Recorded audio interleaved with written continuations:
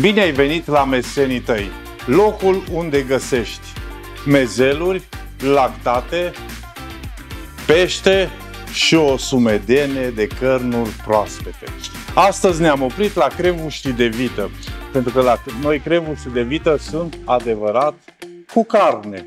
Mă, dragii mei, acești crevuși de vită conțin pulpă de vită, sare, condimente și slănină. Deci ne adresăm copiilor, dar și adulților, bineînțeles. Dacă vreți să consumați acești crevuși, veniți la Mesenii tăi și vă veți bucura de un gust extraordinar. Eu astăzi vreau să fac hot dog, adică câine fierbinte. Iar pentru asta avem nevoie de crevuși de vită. Bineînțeles, la Mesenii tăi găsești și crevuși de porc. Dacă doriți și alte preparate, puteți să ne găsiți la www.lamesenităi.ro sau pe pagina de Facebook La Mesenii tăi. Avem nevoie de crevuși de vită, avem nevoie de o baghetă, castraveți murați, gorgonzola și, bineînțeles, pentru sos avem nevoie de iaurt, puțină maioneză și ketchup. Ce facem prima dată? Eu am un aparat care fierbe direct crevuștii și care o să introducem bagheta prin această țeavă. Dar dumneavoastră, cum spun eu, dacă aveți o lingură de lemn, pur și simplu tăiați bagheta în jumătate și introduceți lingura de lemn înăuntru ca să intre crevușul. Dar noi o să-l punem prin acest aparat. Încă trebuie să se încălzească, uite, deja s-a încălzit. Bun.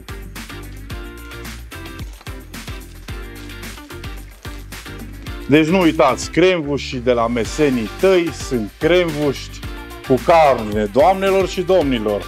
Da, sunt crevuși cu carne. Îi punem la fiert și lăsăm să fiarbă 5 minute, după care revenim imediat.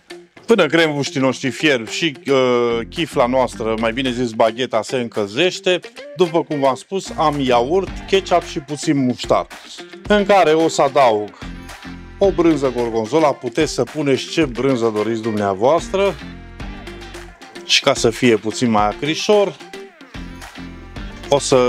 am adăugat castravețiorii murați, o să închidem capacul și o să dăm drumul la blender.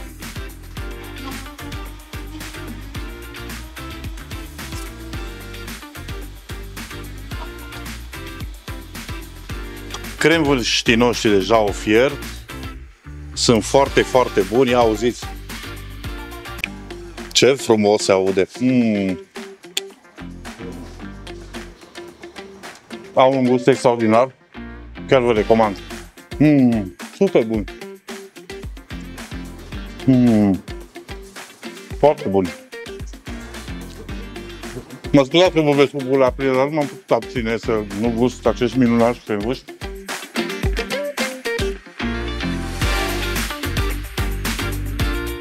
Avem crevuștii care s-au fiert, avem bagheta care s-a încălzit, avem sosul din maioneză, iaurt, castraveți murați, ketchup și gorgonzola. Pur și simplu luăm un crevuș, ard foarte tare. Ia uite ce bine arată. Super, super bine. Mai facem unul.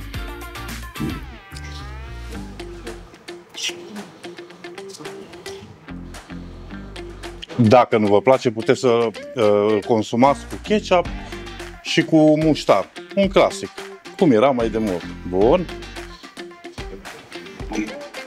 Și acum împachetăm frumos.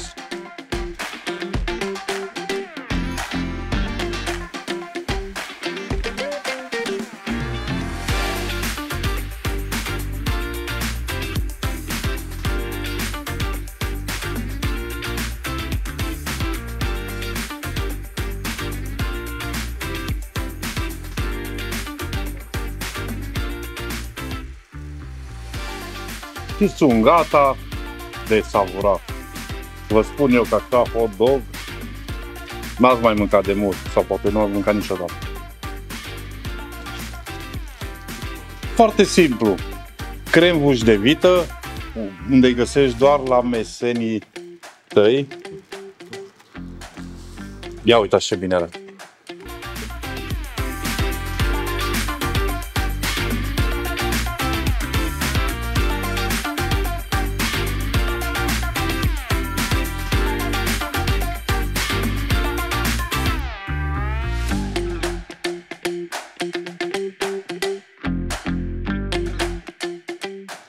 Arată foarte bine, sunt savuroși, sunt plini de carne, asta este cel mai important, că cremvuștii noștri de vită sunt plini de carne. Și atunci eu nu puteam să vin în fața dumneavoastră cu un sos clasic la ei, de aceea am ales să fac un sos de ketchup, muștar, maioneză, castravete murat și gorgonzola, să înnobilăm cremvușii ăștia, că e păcat de ei pentru că sunt foarte, foarte buni. Ia uitați ce bine arată. Din păcate nu vă pot da să savurați pentru că o să iau eu, îmi pare rău. Eu v-am dat rețeta, Doamne ajută, numai bine.